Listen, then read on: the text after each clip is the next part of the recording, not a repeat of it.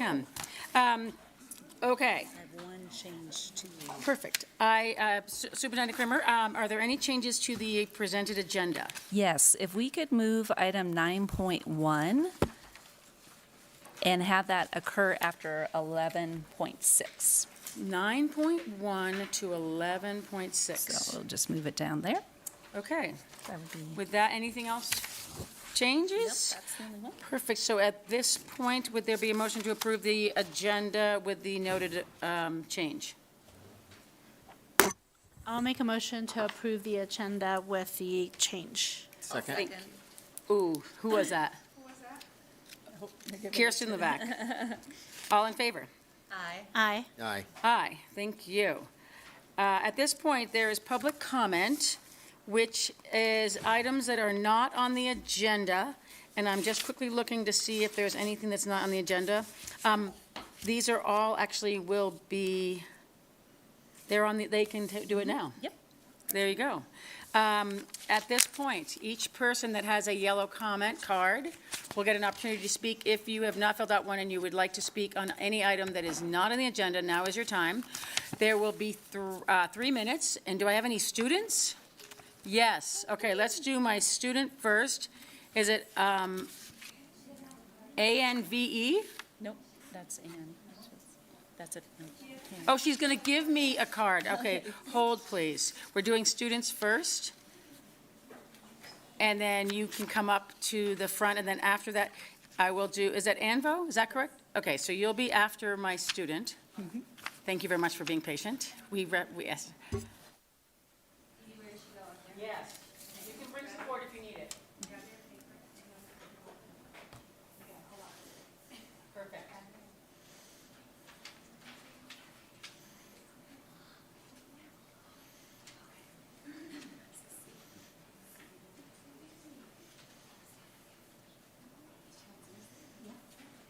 So Jenny, just turn the mic on. Push that button. I should know how to do that. Bring it down. Yep, perfect. Thank you. Hello, my name is Sienna Frost, and I am a former Tahoe Lake elementary student and a resident of Carnelian Bay. I am going into 6th grade next year, and I think that we should still have advanced math in middle school. This is really important to me because I love learning new things, especially math. I think it is very unfair that all the students get held behind and are missing great opportunities.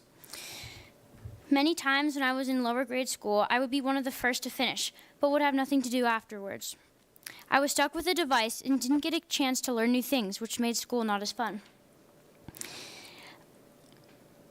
My lack of excitement is one of the reasons why my family moved away from Tahoe 3 years ago. We have been considering moving back full-time to this wonderful community. However, without advanced math, I could become very bored and not enjoy school as much as I used to. Everyone learns at different speeds. If you take advanced math away, it would be much harder for kids like me to get into great colleges and even greater jobs. I love Tahoe Lake Elementary, and I really do hope I can come back into a new middle school and learn even more. Please don't take away other students' opportunities. Give us chances to learn even more, and please keep advanced math for us middle schoolers. Thank you. Thank you very much. That was awesome job. Anvo, with that, and after you is Robert. Okay, perfect. Oh my gosh. Okay, 7th grade. All right. Hi there. Oh, thank you so much. My daughter has a similar experience, I think. So thank you for speaking up and also sharing your experience. I'm sorry, I'm a little teary-eyed. But yes, so good evening, President of the Board, Trustees, and Superintendent. My name is Ann Vo, and I'm a parent of a rising 7th grader and a 9th grader. I'm here tonight to speak regarding the district's April 10th announcement to families about the elimination of the 7th grade accelerated math pathway. Before diving into my specific concerns, I want to thank and acknowledge everyone in this room. We, the board, the administration, and the parents are all here with a shared mission. And that is the best interests, in the best interests of our students' growth and learning. As a family, we deeply appreciate a public school system that provides robust opportunities for students from diverse financial backgrounds, ensuring every student has a path to success. I'm sorry. I also want to specifically thank our superintendent, Ms. Kramer, for meeting with a group of us parents recently to hear about our concerns. We truly appreciate the concrete action taken to request that accelerated math learners be clustered together within the heterogeneous classrooms this fall. We also recognize the effort to add a separate math enrichment period to allow these students to dive deeper into the curriculum. However, we need to look at the practical cost of this solution. For my daughter, who is an advanced math learner entering the 7th grade, taking this extra math period means that she must sacrifice other critical enrichment opportunities like band, which is a high priority interest for her. Students should not be forced to choose between feeding their passion for the arts and getting the baseline math instruction they need. The decision that accelerated students can go from a heterogeneous Course 2 class directly into the high school integrated Math 1 in 8th grade is creating a massive learning gap. They would be completely bypassing the foundational concepts of the California 8th grade Common Core standards found in Course 3. So you have Course 2, you have to cover Course 3, and then with those foundational content, you can then enter IM1, Integrated Math 1, confidently, right? The current district plan is to have an educational team create a catch-up list of Course 3 content to cram into the beginning of the 8th grade IM1 school year.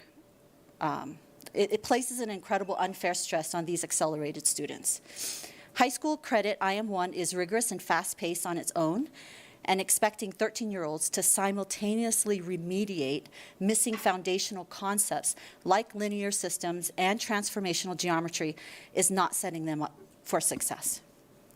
Okay? All right. So Yeah, let's wrap it up if you could, please.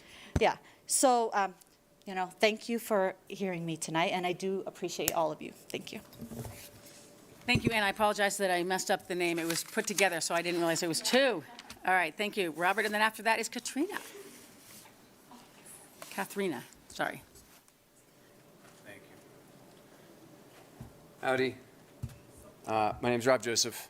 I live in Olympic Valley, and I have a daughter who will be going into 5th grade at Tahoe Lake Elementary next year. And I am also here because I'm opposed to the cancellation of the 7th grade advanced track math program. I'll try to be as brief as I can. I think, well, eliminating a separate advanced class, for anyone who doesn't know, is called detracking. Detracking is done for good reason, or with good intentions, rather. The intent is to promote equity and access to educational opportunity for all kids. But it's not a new idea. It's been around for a while. Many other districts have tried it, and there's a substantial body of evidence as to whether or not it works. And it doesn't work.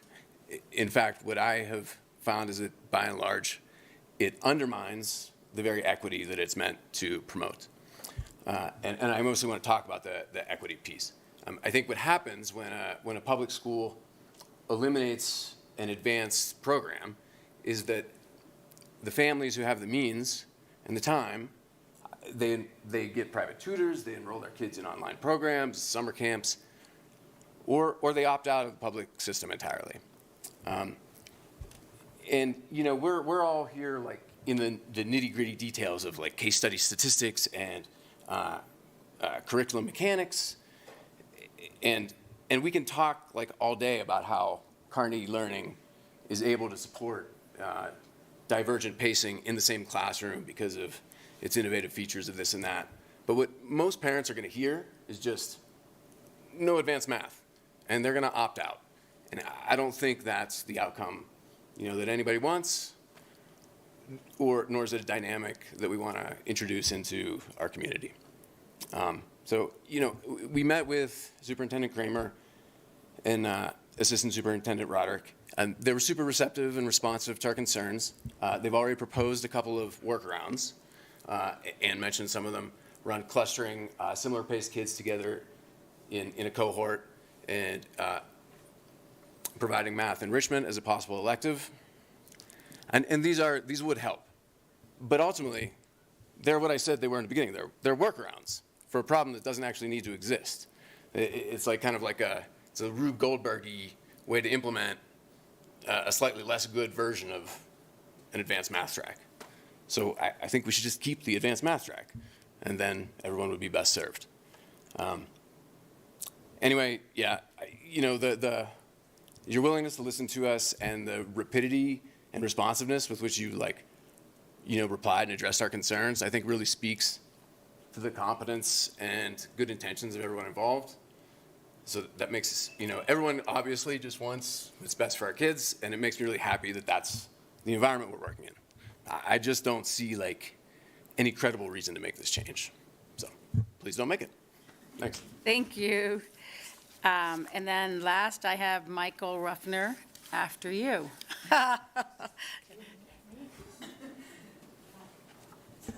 Hi, it's Katharina, so Catherine in English. I'm from Austria originally. Good evening, everyone. Dear board members, dear superintendent, and all district office members, thank you for letting us speak. I appreciate it. I also appreciate the meeting we had last week. I'm also here to advocate for the same program. My husband and I, we have 2 children in the district. One is a highly advanced math learner. She understands concepts quickly. She loves math. She loves diving deeper into concepts, and she wants to move on at a faster pace. This is just how she is. It already is almost impossible to keep her challenged in a regular classroom setting. Our child started thriving once she was able to participate in Megan Rose's Tier 2 advanced math cohort at Tahoe Lake Elementary. Sadly, it was only twice a week. Advanced math students are progressing the best way with similar functioning peers and a human teacher that inspires them. They also need these interactions and challenges for their mental health. Our second child seems to do perfectly fine in regular math. As of right now, she is best served with the core curriculum Tier 1. We are very happy, actually. She is learning at a regular pace. It honestly makes a lot of things much easier on all ends. Also, she is learning math the best way in a group with all regular paced students. If advanced students have to join the same regular group, advanced students easily get frustrated, often become disengaged, and disrupt the regular instruction. Regular paced math learners, on the other side, are additionally very often pressured and daunted with advanced math learners in the same class. They think they are not smart enough, what is very sad, because they just don't understand as quickly as their advanced peers. They only need more time, what the core curriculum is providing. Tier 1 math students learn most efficiently with similar functioning peers as well. And math teachers can successfully focus and teach a specific range of abilities. In middle school, the range becomes even bigger and bigger. You have students testing in sometimes 2nd or 3rd grade math. You have students testing at high school level. And we are worried about all students as well as all math teachers. There was a successful advanced math program for 7th grade in place, especially during the school years 24-25 and before. It clearly targeted Tier 2 students that are exceeding the standard. With eliminating it, we're worried how one teacher will equally provide quality instruction for all students of all ranges. With Carnegie's support tool, Mathia, we are worried that all students will not receive enough human instruction. We are worried that all students will not receive the support they should receive. The district says in the email, we're no longer offering a separate accelerated 7th grade course. The new standard curriculum provides rigorous opportunities that will prepare our accelerated math students, 30 more seconds please, to advance into integrated 1 in 8th grade. Advanced math is much more than just be prepared for IM1 in 8th grade. Having accelerated math groups provides the best learning opportunities for all tiers. and the most successful work environment for our math teachers as well. Part of the latest district strategic plan is improving math Tier 1 instruction and provide students with equitable outcomes. This is great and we support it 100%, but Tier 2 instruction may not suffer under this implementation. In addition, TTUSD's vision is that all scholars will be provided challenging and engaging learning opportunities in order to thrive and be successful in a globally competitive age. Please continue the 7th grade advanced Tier 2 math program for the benefit of all students and all math teachers. Thank you very much for that. Let me put on this. And then the final speaker we have this evening is Michael Ruffner. Thank you.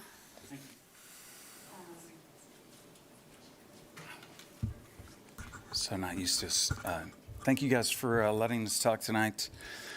I'm here on the same format. I come from an accelerated background in mathematics. So that helped me when I was in the 7th grade. They didn't have mathematics for me at the school, so they sent me to the high school, which was a mile away. So every day I had to run for a mile to get there. Mr. Emma was my teacher in the 7th and 8th grade, so I took, at that time, much different curriculum, Algebra 2, Geometry, and then Trigonometry in those 2 years. But when I got to high school, they didn't have a calculus program, so for 4 years I didn't do any mathematics. But that initial concept of mathematics really helped me accelerate. It was what drove me and got me into Berkeley. So I studied physics and applied mathematics at Berkeley. It also led into more favorable stuff that I don't think we talk about. Sometimes we look at sports or we look at other things and go, oh, is this kid's progressing? But mathematics opened doors for me, made me more confident, made me see that I could do more things. And so when I get up here and I see this passion and I'm passionate about it, I've got 6 kids, 4 in your district right now. So I have a child who's going from 4th to 5th grade, a 5th grader going from 5th to 6th. I have a 7th grader going from 7th to 8th, and I have a 9th grader going into 10th grade. My son was at Sells in 8th grade. He has an IEP, and my youngest daughter has an IEP. And both of them, your curriculum for the individual educational provision really provided them with some access and get goal-oriented. But it was Sells, Mrs. Hall at Sells in 8th grade that really helped my son actually excel in math, where he was 2 years behind everybody until the 8th grade. This past year in the 9th grade, he got a 3.84, and a lot of that's due to the mathematic acceleration that he had. It's helped him to accelerate. He went from looking at things as not able to do it and behind everyone to doing fantastic in Spanish and English and everything, because that mathematical structure really helped him. So my son did fantastic that way. My girls, except for my youngest, and she is actually passed out of the IEP program at the end of the 4th grade, actually in the middle of it. And that was really thanks to her mathematics. So, and a lot of thanks to Kelsey there. She really did a great job. So I think that when I look at what we're doing and what we're trying to accomplish, I think you have to give kids outlets. To lump everybody backwards would almost be like telling Shaun White when he's 12 years old that he's not ready to be on the Olympic team, that he's too young. So, and we look at swimmers or anybody else, there's a lot of progressive girls and boys that are ahead of their class or curriculum in sports, swimming. I mean, Michael Phelps was 14 years old when he made his first USA team. So when you look at it, you have to give access to it. We do with the IEP. You guys do a phenomenal job with the IEP. I think we have to give that same access for kids that want to do more and have some access. Thank you so much. Thank you very much for speaking. That was lovely. I always love to hear what other people, we talk about different things that spark you, and it isn't always what we think is the normal one. So thank you for that. Would you do me a favor and just push that button off?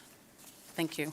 Are there any more public comments before we close public comment at this point?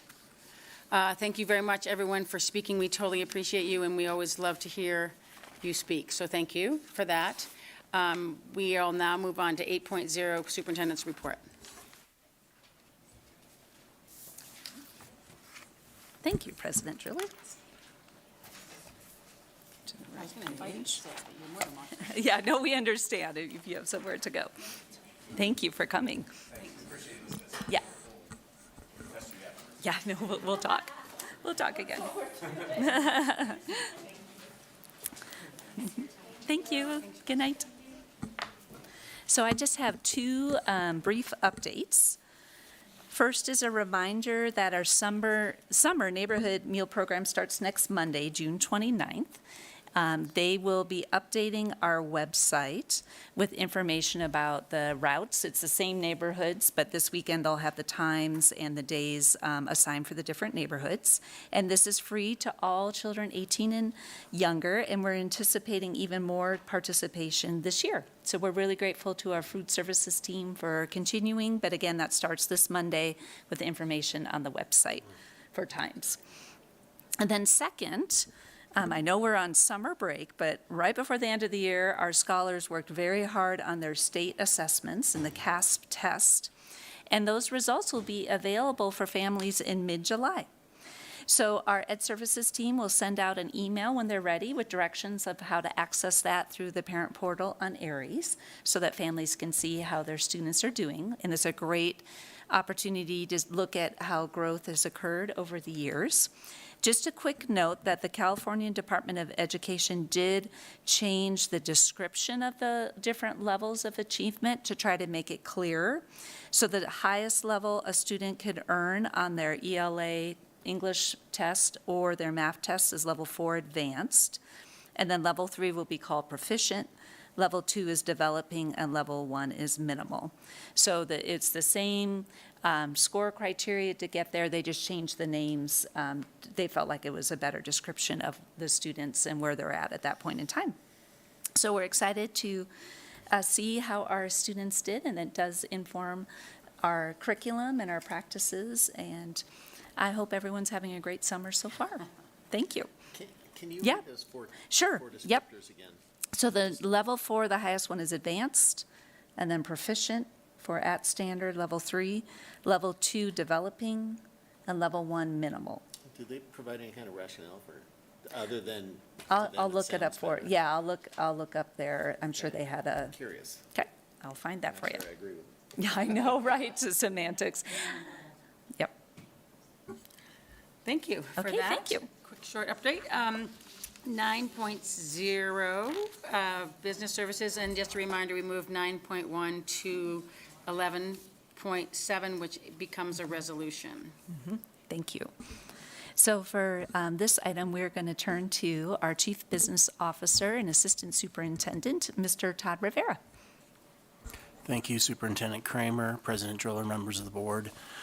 So tonight, we bring to you for your consideration an agreement with Barth Roofing Company, agreement number 26-0032M, for district-wide roof inspections and services. And essentially, this contract is really to protect our investment on our roofing systems and also extend the longevity of our roofs. So what they'll be doing is going up, inspecting all of our roofs and making minor repairs to basically extend the life of those roof systems. And then also making any larger repairs that they come across that are needed. And the reason why we use Barth Roofing Company is because they are an approved vendor of Garland roofing materials. So they've been given the golden seal by Garland in order to do these repairs, in order to maintain our Garland warranties on those roof systems. So this contract amount is for $65,000. It's a time and materials contract, and this will be funded through our maintenance funds. Thank you, Mr. Rivera. Are there any comments or questions from the board? I have a quick question, and I'm sorry I didn't think of this earlier. When we do snow removal on our roofs in the winter, is that contracted out, or do we hire, or do we send our own maintenance staff? No, we do not send our own maintenance staff up there. We do send them up there to do roof measurements to try to calculate the snow loads, but we contract out for that exclusively, for the removal process. Do we gauge how much damage they do when they're, I mean, I see a lot of snow blowers up there. Yeah, I mean, there is some damage inherent with that activity. Most contractors keep it to a relative minimum, but after after, the snow clears, we do inspect the roofs to see if there is any damage. Probably the largest damage that we saw was during that winter of 2023, where we had just a lot of crews up there and just trying to expedite the process. Right, right. Okay, thank you. This is an action item, so thank you for the question, Mr. Mooney. Would someone care to make a motion to approve 9.2? I'll move to approve 9.2. And a second? I'll second. Thank you. All in favor? Aye. Aye. Aye. Moving to B, fiscal services, Superintendent Kramer. Yes, and for this item, we turn back to Mr. Rivera.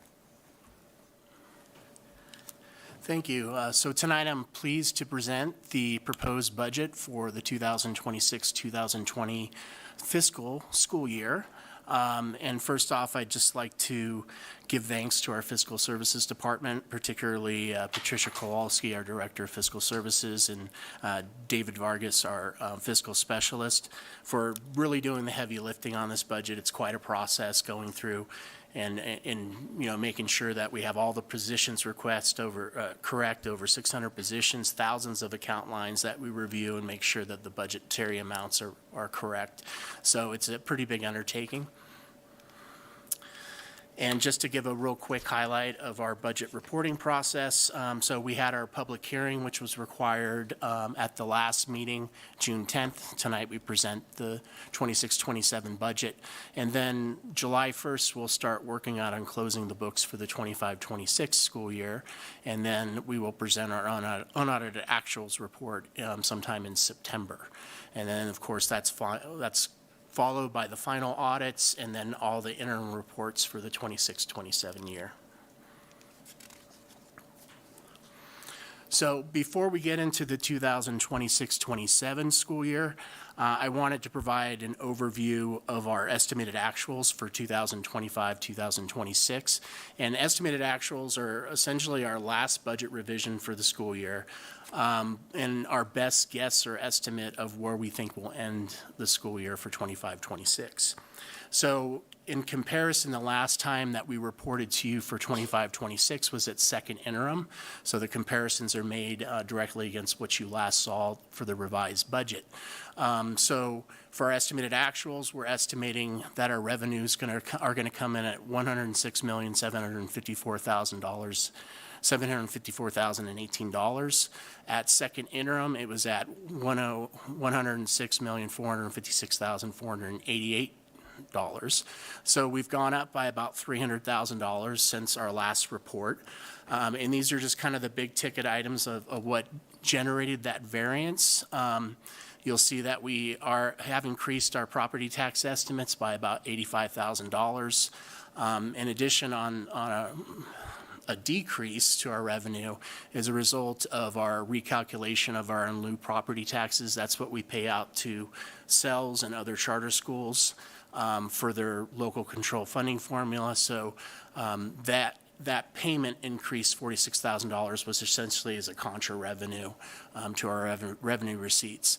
We did see an increase to our forest reserve funding of $87,000, and that really is due to a late payment from, I believe it was the 23-24 year that we never received, and then they made good on it. So we received a little bit more revenue this year in that area. We do have a decrease to our title programs of unspent monies. And once again, this isn't really a decrease in our funding. It's just we can't recognize that money in the current year if we don't spend it. So essentially, that's going to be carryover for next year, and that has been applied. That estimate has been applied to the 26-27 budget. Same thing with our CTIG funding. It's just money we didn't use. We can't recognize this year, so we'll carry that over to next year. We received $50,000 increase to our RDA pass-through funding, which is used for facility improvements. And then we had a slight increase since the last time we reported in our Medi-Cal reimbursements, $20,000. The $94,000 increase to STRS on behalf. So if you recall, that's kind of an accounting entry that we do to recognize the state's contribution to STRS. State contributes about 5% towards STRS for our certificated employees, and we have to recognize that on our books. So we do that with an estimate of our our piece of that pie, and then we offset it with revenue, so it's kind of like a dummy entry, if you will. And then we did see an increase to our one-time funding and donations of about $125,000, and then a slight decrease to our special ed funding of $38,000.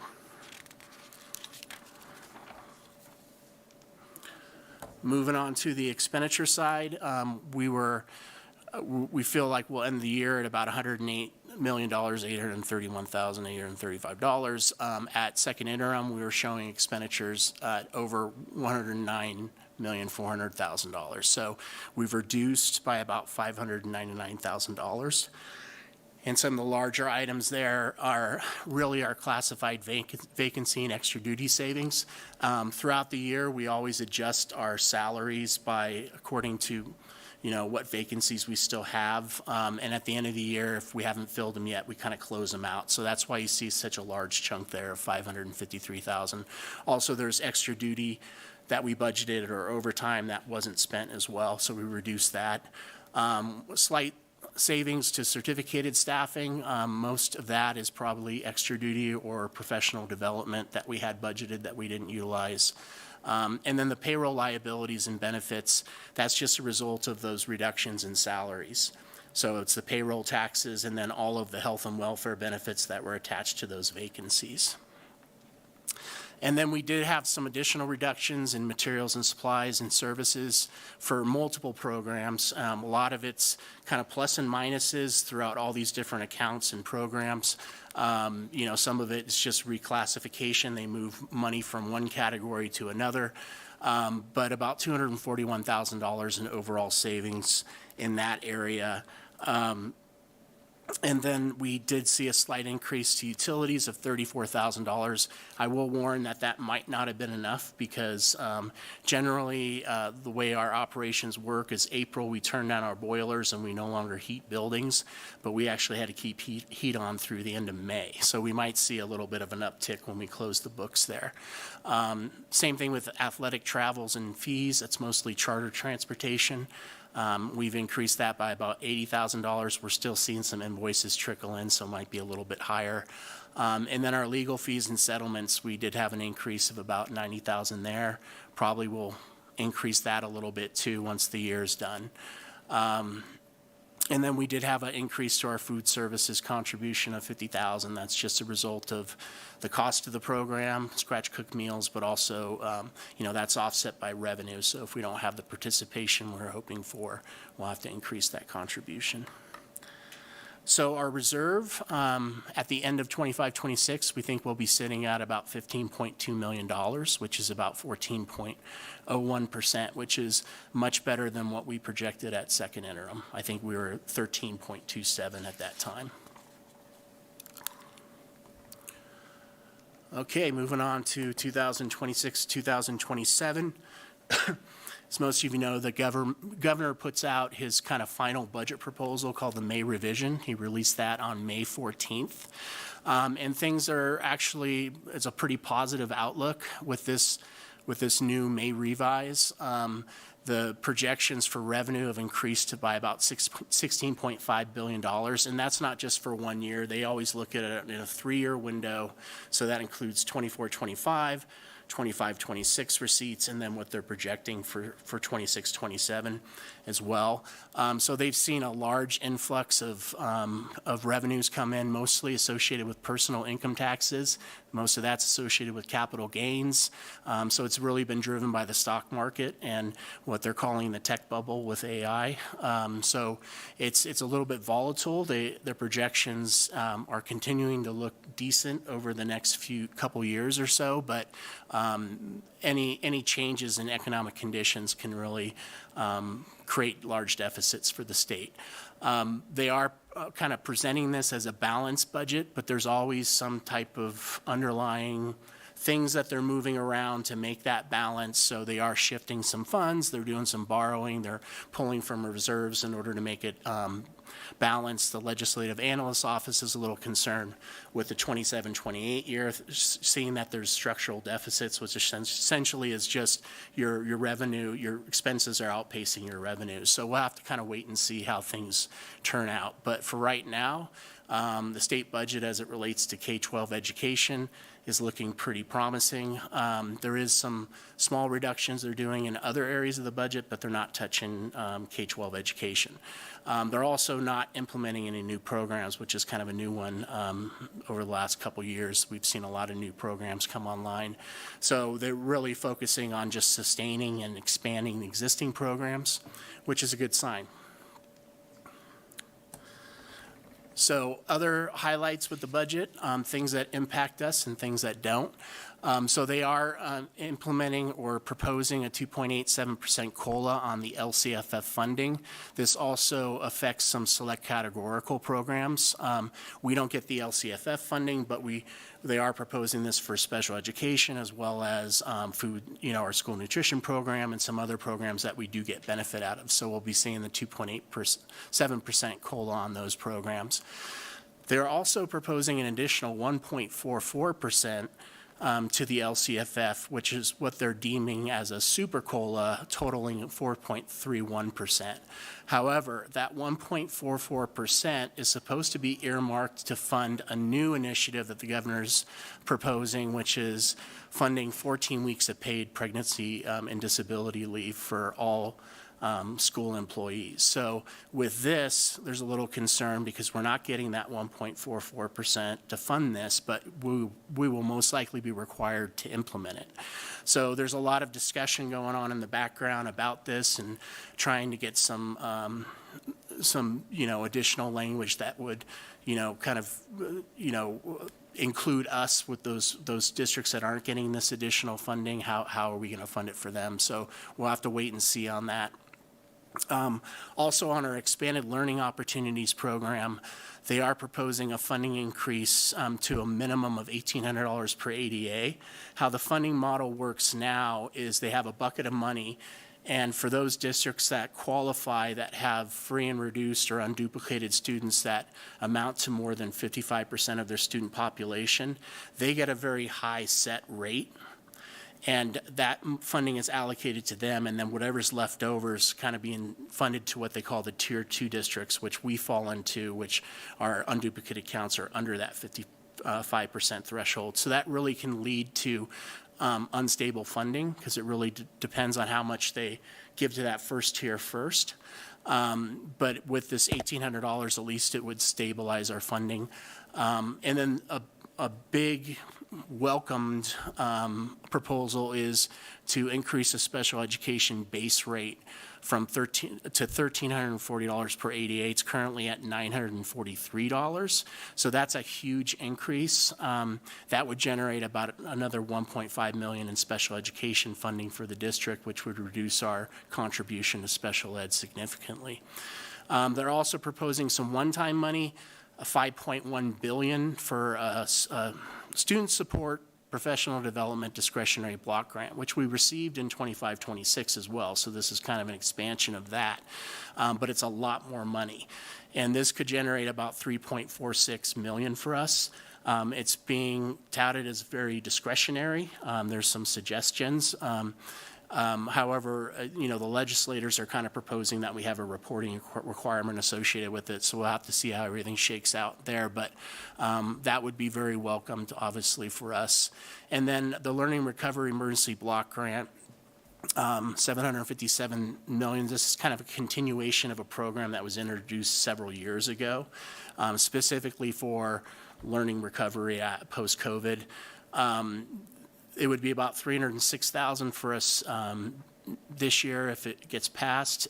We received about $153,000 last year for this. This is something that's heavily supported. I really feel like we're going to definitely receive these. The other initiatives, such as the COLA, the ELOP funding, special education base rate, and the one-time $5.1 billion are also heavily supported. They're also included in the proposals from the legislators. So there's a good chance that those amounts or very similar amounts will be coming towards us, but we did not include those in the budget with the exception of the Learning Recovery Emergency Block Grant. We budgeted about half of that. So if these things pass, we may be bringing a 45-day revision to you because it's a pretty significant amount. Okay, looking at our assumptions for revenue. Property taxes, we received some feedback from the assessor's office in early May for Nevada and Placer counties. And based on historical trends, we budgeted about 4.66% increase for Placer County, a 4.24% for Nevada County, and a 4% for El Dorado, giving us an overall 4.49% increase. We still don't know what the assessed values are going to come in. The rolls won't be complete for Placer and El Dorado until late July, early August. So we'll continue to monitor that. Obviously, the hope is that it comes in higher than that. However, this is what we're budgeting now is about 1.25% higher than what we were projecting at second interim for the 26-27 year. So that generated for us about nearly $1 million more in property tax revenue from what you've seen in the multi-year projections in the past. We did receive some good news from Nevada County already. It sounds like they finished their rolls. The number that they're giving to us now for the final roll is about 5.35%. So that's a little bit more than 1% over what we're budgeting here. So that would generate another $250,000 for us. So hopefully Placer, is similar and we can see some additional revenues there. Measure AA stands at $5.66 million. We are contributing about $1.9 million to that program this year. Our Washoe County tuition, we continue to have Washoe students here. I've increased it a little bit from $600,000 to $650,000, just anticipating a per ADA increase through Washoe County.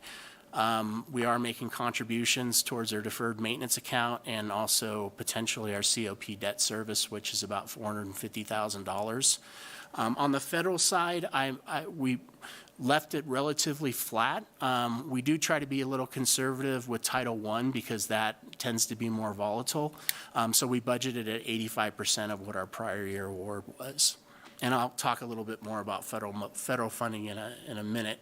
One thing that is of concern with Title I is we budgeted about $356,000, and some early preliminary entitlements information has come out through CDE that actually has our entitlement at about $185,000. So that's a significant reduction. We're still trying to figure out why it got decreased. We have seen decreased poverty rates within our district over the years, and that is part of it. But we're also looking at other solutions. Ed Services is looking at using an alternative methodology for using our internal information instead of those census poverty rates, and hopefully that brings us back up to what funding. But we may have to make some adjustments next year if we don't get that funding at what we're projecting. Our in lieu property tax transfer is about $2.39 million to CELS and a couple other charters. We do have at least one student that's attending the Placer County Office of Ed iLearn Academy, and then we have another student that's out at Yuba River Charter. And then we are going to continue to receive that arts and music in schools funding at about $607,000. So on the expense side, step-in column we experience every year. That's just the cost of movement on the salary schedule for our employees. So that represents for this year, about 1.57% increase in salaries for certificated staff and about a 2.53% increase for classified staff. Our STRS employer contribution rates are holding steady at 19.1. That's been like that for years. And then our PERS contribution rates, which originally were slated to continue to increase in excess of 30%, are actually starting to see some declines. So we're at 26.4% this year. It's actually a reduction from last year. Last year it was 26.8. So that's good news, a good trajectory. And then we did see a slight increase to our workers' compensation rate from 1.49 to 1.55%. We continue to do our annual Chromebook replacement of $350,000. And then we still had some staff that was funded in some one-time sources, educator effectiveness, a couple of other one-time grant sources, and we've moved them back into the general fund, and also Medi-Cal. The Medi-Cal funding is used for our wellness staff. And then, of course, all those vacancy savings that we experienced in 25-26 are back in the budget as full staff. So on the federal level, I shared this slide with you last year. It hasn't changed much. The federal administration has proposed a new federal funding proposal. Obviously, it's still centered around trying to reduce education cost. So looking at this is a list of all of our federal programs that we currently receive funding for. The Title I, the president is keeping or proposing to keep Title I at the same levels as they were in 25-26. So that's good news. And then with IDEA, which is the federal special education funding, he once again is wanting to consolidate all of those programs that you see, the preschool, the IDEA mental health, and the basic local entitlement into one block grant. Not reducing the funding, just making it a little bit more flexible, which would not be a bad thing necessarily. I don't suspect that would result in any reduction in funding for us.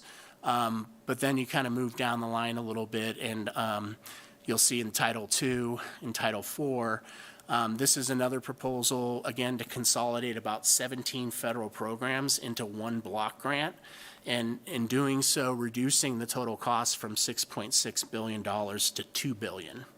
So depending on what the eligibility looks like, this could definitely be a significant reduction in funding for those two programs for us. But again, none of this passed last year through the Senate or the Assembly. So I'm just keeping my fingers crossed that it doesn't pass again. And then again, Title III, which is immigrant education and English learner education, is slated to be eliminated.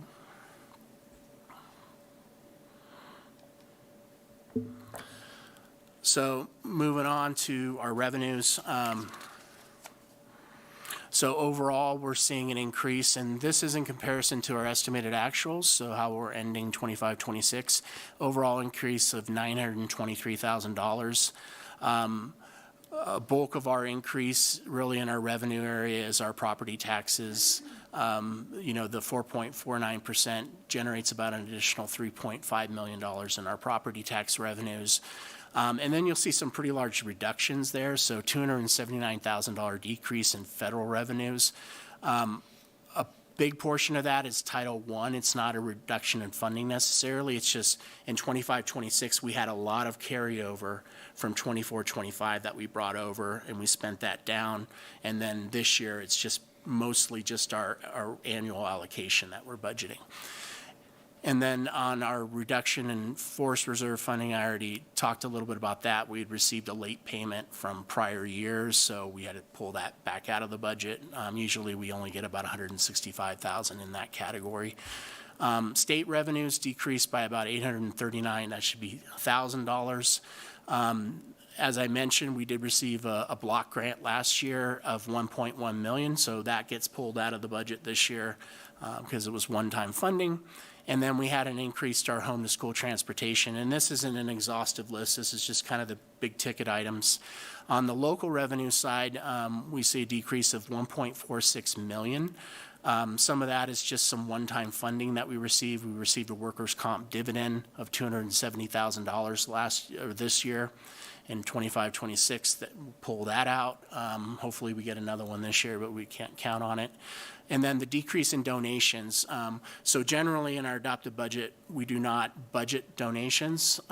So we've kind of pulled all that out and we budget them as we receive them. So that's why you see such a big reduction there.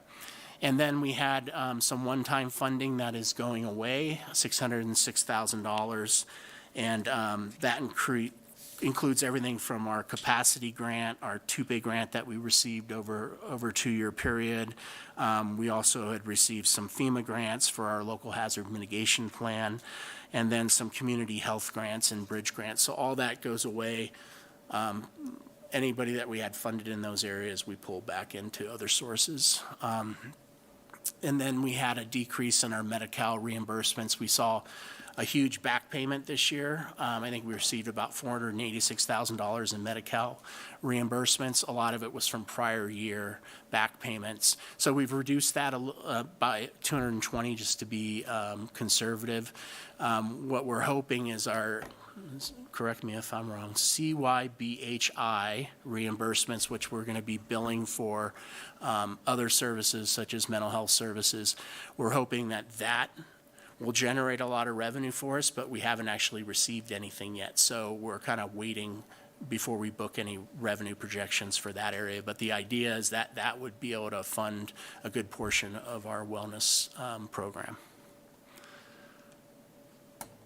And that's just a snapshot table of our proposed budget along with the original budget from 25-26 and our estimated actuals.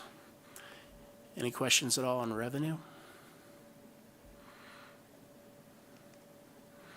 And again, once again, this graph just depicts our funding sources. And as you know, we're heavily funded with property taxes. That's the majority of our funding in this district, 77%. Okay, so on the expenditure side, again, this is in comparison to our estimated actuals. We actually see an overall decrease of $507,000. We are seeing a decrease this year in our certificated staffing of $275,000. A lot of that is attributed, we actually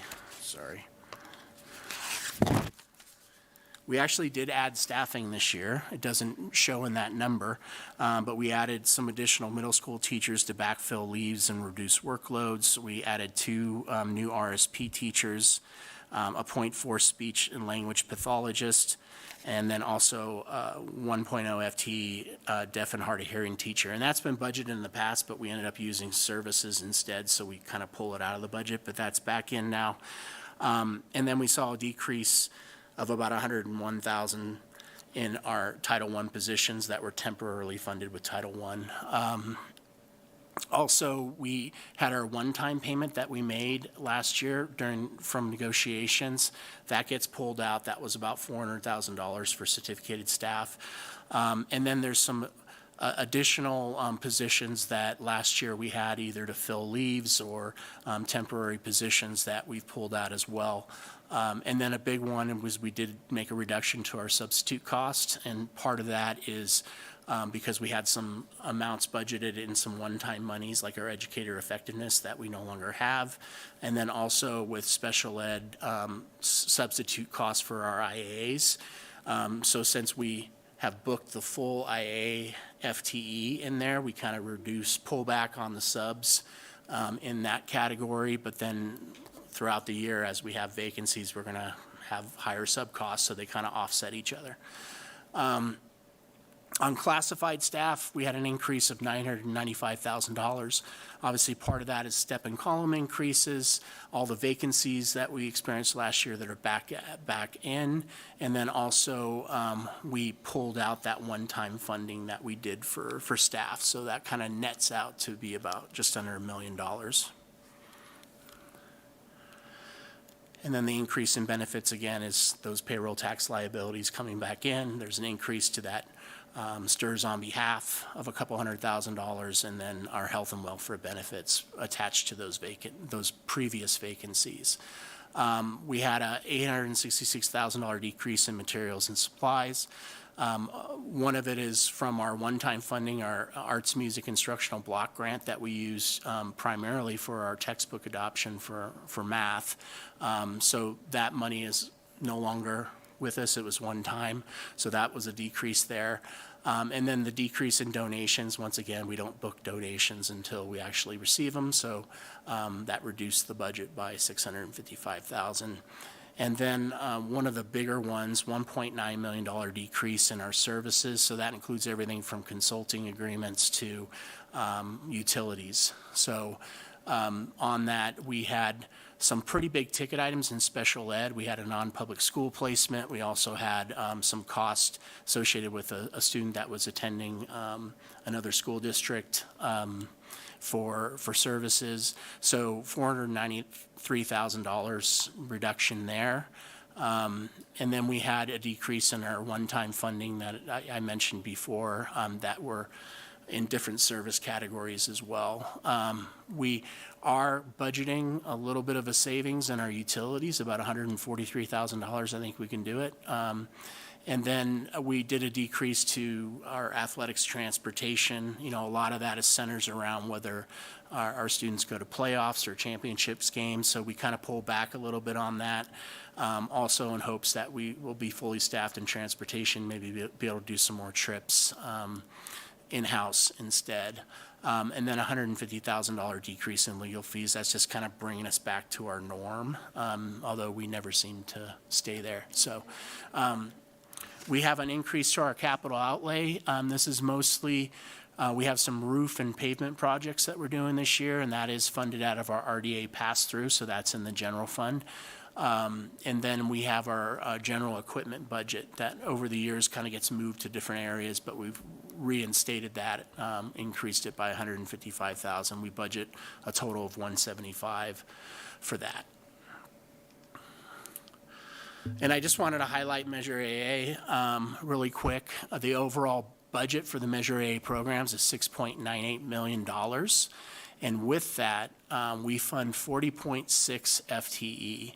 So that's pretty substantial to our overall staffing. That includes art, music, and PE teachers, science and advanced placement teachers, career technical education teachers, also counselors, nursing staff, librarians, and a portion of our technology support staff.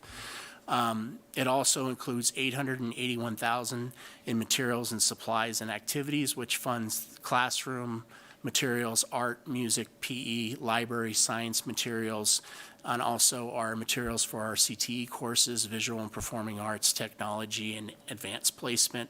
Also funds a lot of field trips and other experiential learning opportunities for our students. So here's the summary here showing where we were at the beginning of 25-26 to where we're at our proposal in 26-27. Any questions on expenditures? Okay, this is just a snapshot of where we spend our money. Obviously, most of it goes to staffing, as we know.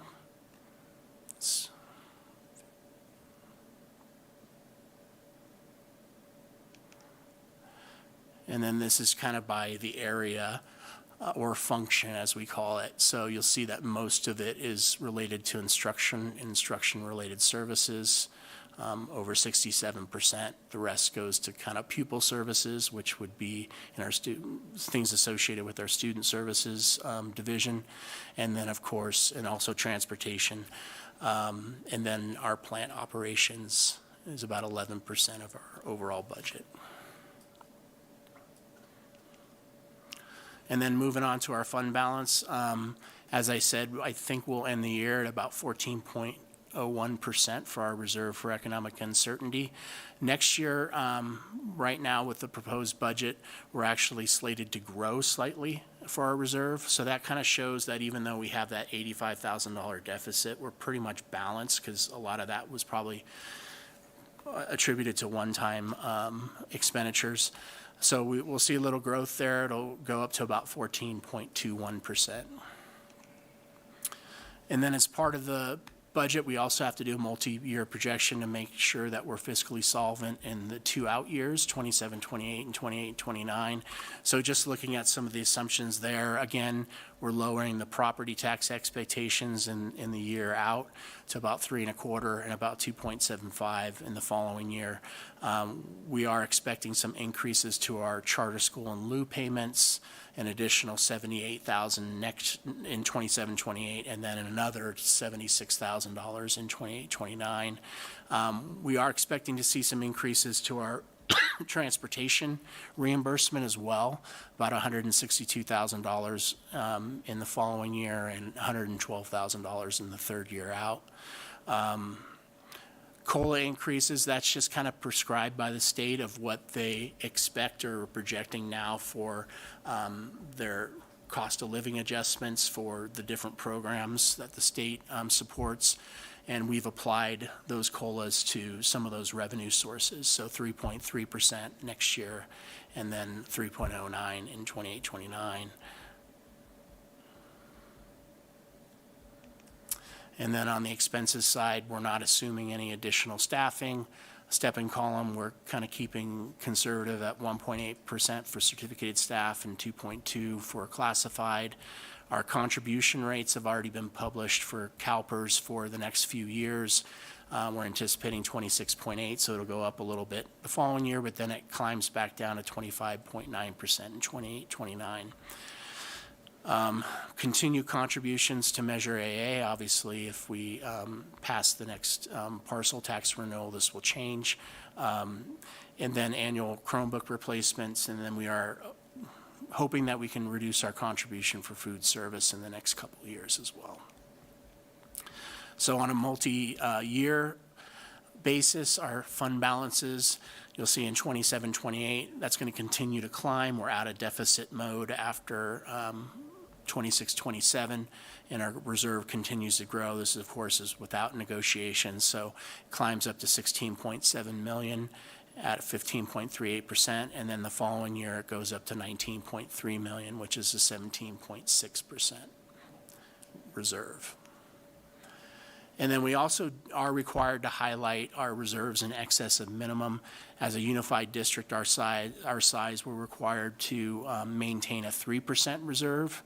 However, we have well in excess of that, so we do have to not only show that, what our excess reserves are, but also make findings as to why we need to hold those excess reserves, and that is included in the budget narrative. So you'll see that in 26-27, our excess reserves are 13.3 million, followed by the next year 14.6, and then 17.2 million.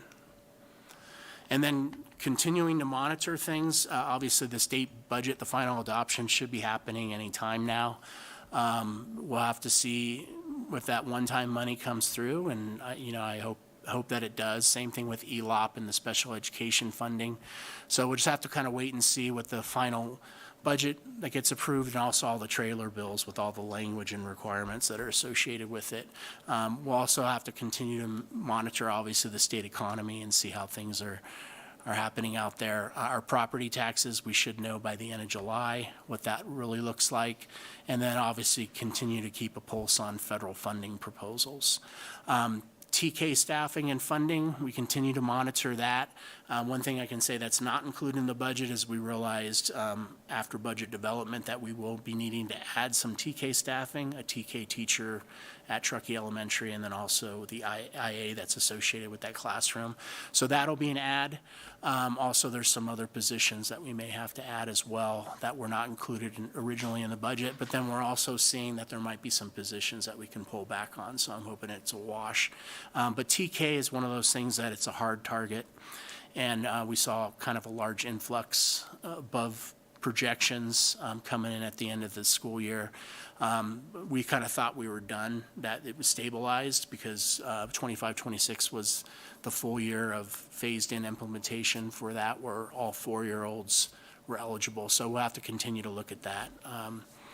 But hopefully it's stable now. Any questions?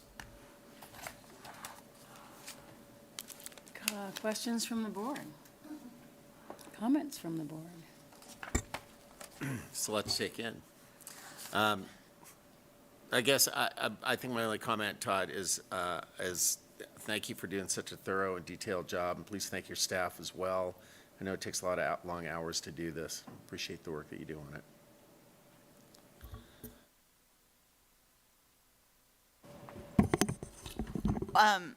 I just think it's absolutely mind-boggling that we live in a state that has revenue growth at such rates that it's like almost hard to comprehend because of the tech bubble and our economy relying so much on that. But I mean, the numbers that we are talking about right now are unlike numbers I've really ever seen before. I mean, I don't know if that's 100% accurate, but I don't remember ever seeing like $16.5 billion increase over a 3-year period of time based on the tech bubble. Like, I don't think a lot of other states can have those types of conversations.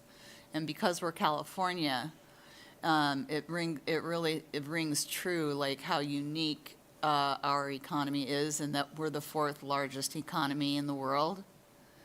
It's just mind-blowing, the numbers that we all just have become totally normalized to, you know? So that's the only takeaway. And I also wanted to emphasize, Todd, thank you for the level of detail, and please thank your entire department for really paying super close attention to this extremely important aspect of our school district. But yeah, California, it's just unbelievable. Obviously, I'm going to echo the appreciation of the effort and the details. If these questions need to be answered later, I'm okay with that. I think there was a $1.9 million contribution, is that right, from the district to AA? That's correct, yep. So hopefully the new proposed assessment will pass. If that's the case, how much do you think that our contribution would go down, or would it stay like that because costs keep rising? Yeah, it depends on what staff we have in Measure AA. You know, so it's always when we do the budget, we kind of base it off of an average teacher salary, but sometimes you have more of the higher paid staffing in Measure AA. But it would wipe out the majority, if not all, of that contribution. Okay, thank you. And then, yeah, I've always been in awe of the state's minimal requirement of 3%. That is so tiny. I mean, what do we do with 3% reserves? Nothing, you know? And then this isn't so much related to your report, but it did bring up the question, I think this maybe is for Mr. Shepherd. What departments do we have the highest vacancies in right now? If you know it off the top of your head, if not, that's okay. It varies. I would probably say special ed IAs. Still. They ebb and flow, and we still have, I think, 7 bus driver vacancies. So those are the 2 bigs. Yeah, it seems like that's consistent. It's special ed and drivers. It's our new pathway.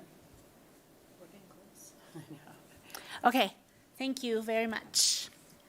Thank you very much, Mr. Rivera. That, it always blows me away that we will ask a question and you can actually tell us what happened last year. And that this is, oh my, I don't know what, I say this all the time, I don't know what goes on in your brain because to keep track of it all, and it's an ebb and web and you've got 3 years. And so hats off to you, appreciate you. I do want to also make a point to that 3% state reserve. We as a board decided that that was inefficient and inappropriate for our district based on how we run it. Basic aid as well as property taxes are the only source of real major income. That the 14% is basically enough, if I'm not correct, would that cover us for, 14% would just get us through 1 year, isn't that correct? Or is it 2? Am I just guessing?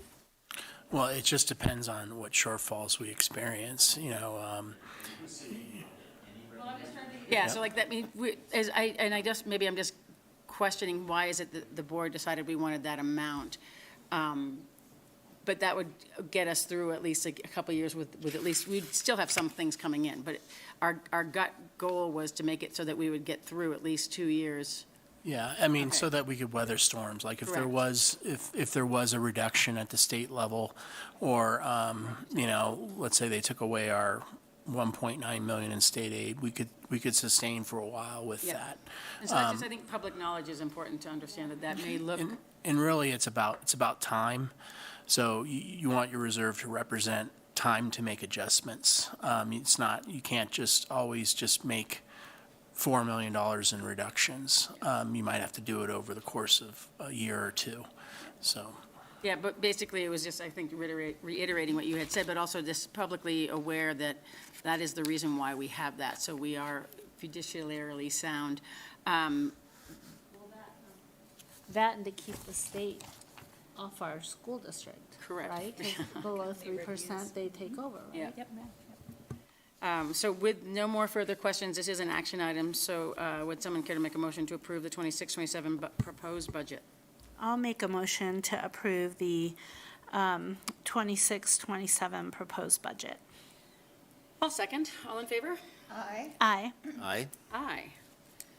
At this point, I will close the general Tahoe Truckee Unified School District Board meeting and open a public hearing. 10.0 public hearing, Superintendent Kramer. And for this one, we'll turn to Mr. Rivera. Thank you. So we're required to hold a public hearing. This is associated with two items later on the agenda, a resolution and also a contractor agreement. And Government Code Section 4217.12 allows school districts to enter into contracts without going through a bidding process necessarily if they have a qualified contractor that is performing energy efficiency projects. And as part of that, they are required to show kind of the energy savings for the work that they will be performing. So we are doing this public notice because we would like to enter into a contract with MCOR Services, Mesa Energy Systems, to design and install new control systems at 3 of our locations, the district office, Alder Creek Middle School, and then the transportation office. And just to give some history and context to this, many years ago when we're going through our bond program, we did go through a full qualitative qualification process among numerous different HVAC control vendors, and MCOR was the selected vendor. And we did go through this process. Later, we'll do a resolution kind of approving the energy services contract. But they were selected and they provided pricing, but there was 3 sites that we couldn't actually perform because of funding. So because we did that in 2016, MCOR has been our main HVAC control vendor and contractor, so we wanted to keep it consistent as well and be able to select the exact controls that we have at all our other school sites. So with that, we're supposed to take public comments regarding this item. Okay, I will make a note that there is no public in our audience at this point, so there were no items discussed on 10.1. 10.2, Superintendent Kramer. Mr. Rivera? Thank you. So we are to conduct a public hearing in connection with the proposed education parcel tax measure to be placed on the ballot for November 3rd, 2026 election. And again, this is associated with the resolution we have later on the agenda. On November 6, 2018, district voters adopted Measure AA as an educational parcel tax to support district programs and students. Measure AA is for a 9-year term and will expire in 2028. So based on community polling and showing community support, we're recommending that the district place a measure on the ballot for November 3rd, 2026 to renew the Measure A parcel tax at a rate of $188 per parcel, and which is an increase of $40 over the current rate, and then also to include some CPI adjustments on an annual basis to that amount. Thank you for that. At this point, there is no public in the audience. And any board comments or any input on that at this point? No. Seeing that there is no one here, I will close the public hearing and reopen the Tahoe Truckee Unified School District Board meeting and move to 11.0 resolution. For this item, we turn again to Mr. Rivera. Thank you. So Obviously, this is associated with the last public hearing that we had.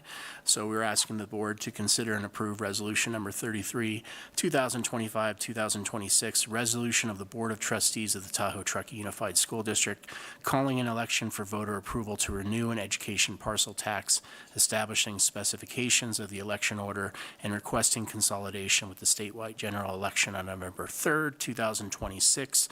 And at the last board meeting, we did a full review of this resolution, talked about the continued need for this parcel tax funding in order to support our very important enrichment and enhancement programs in our district, and also our staffing that provides those enrichment programs.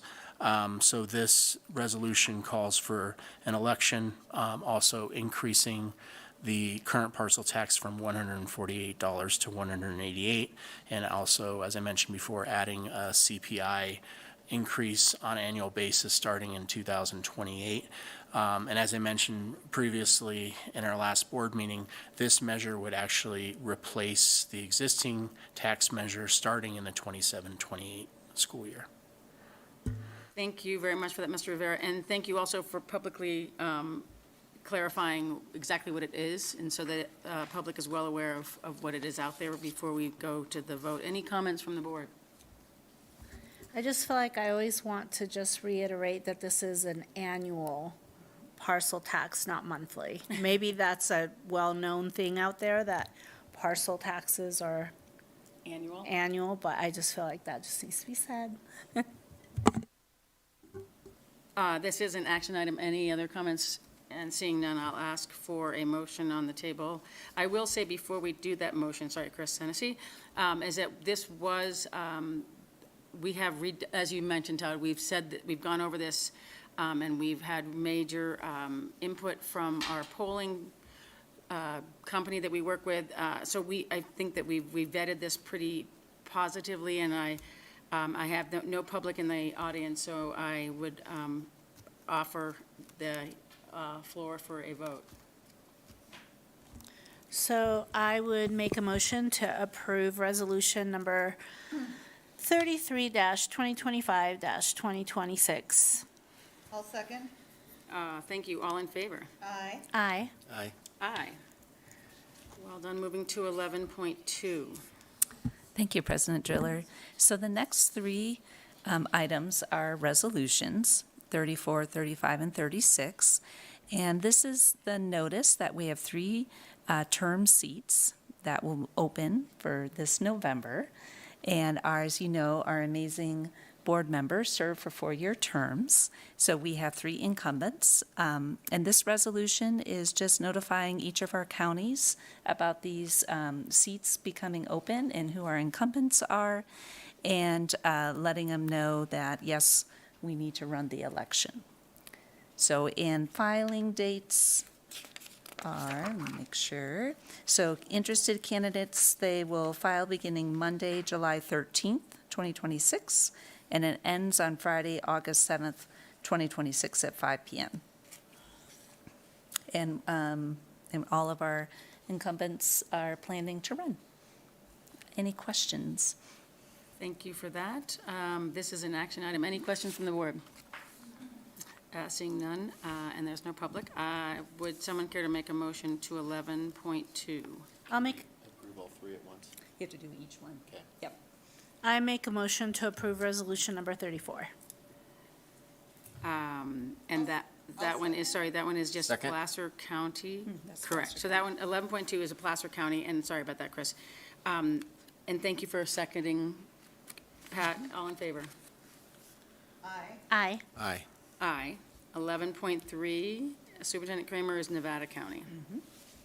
So, yep, same thing. As people are probably understanding, our unified school district covers 3 different counties, and so each county has their own process for running the elections, and our board members represent areas within our district. So in order to qualify to be running for that particular open seat, you have to live in that area. And so this resolution is for Nevada County. Thank you very much. Would anyone care to make a motion for 11.3, Resolution 35? Yes, I make a motion to approve resolution number 35. Thank you. Thank you, Pat. All in favor? Aye. Aye. 11.4. And believe it or not, El Dorado County actually is part of our school district over on the west shore there. And so same thing, they have their own process, so we need to let them know about the 3 open seats and the plans to run this election.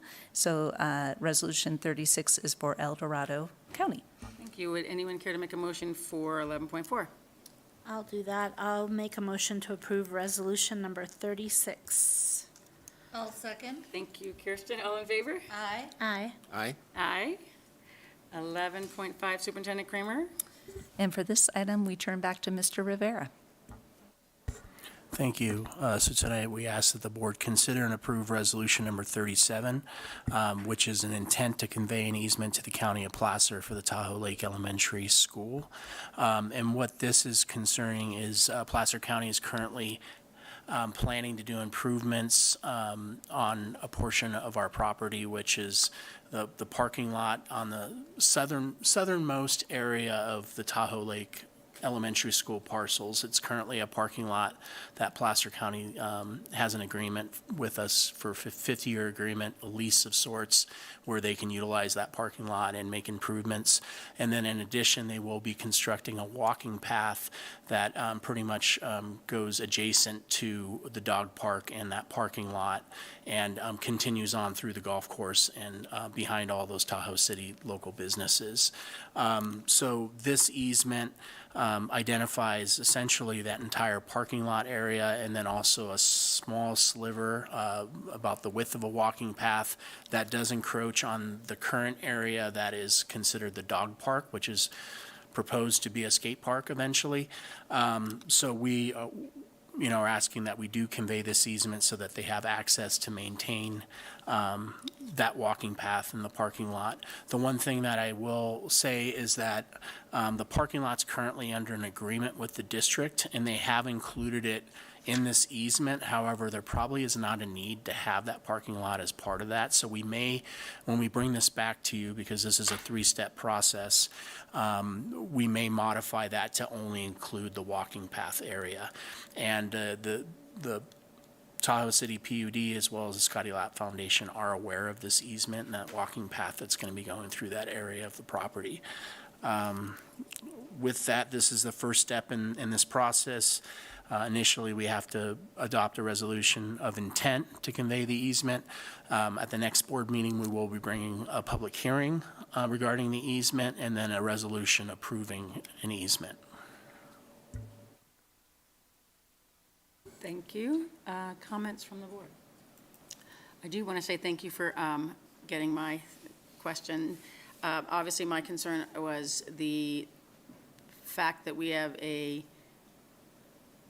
easement with Placer County, and then we have an MOU with the Tahoe City PUD, and then the land in between is what you're now referencing. This walkway is going to be more of what we're actually thinking the easement will actually be, because the parking lot is already part of the easement that we've already made with our 50-year.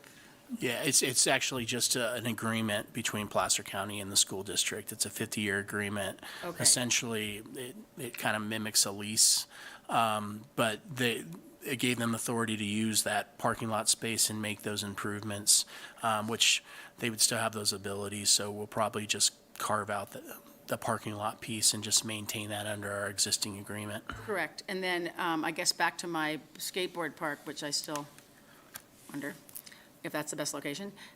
Would that take more space from them? I know you said it's a small walkway, but would that encroach upon their floor plan? I'm not sure if it'll actually encroach on their Design or buildable plan? space, Okay. or why can't I think of the word? Everyone knows what it is in TRPA. What letter does it begin with?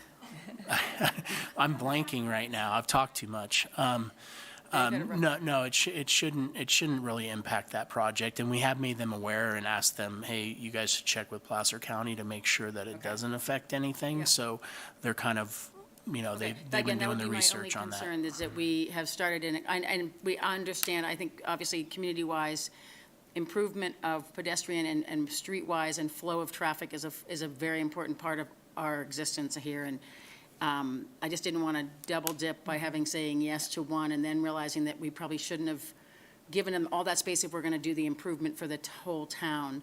But as long as they're aware of that, and then, yep, I'm not going to go any further on that. But thank you. This is an action item.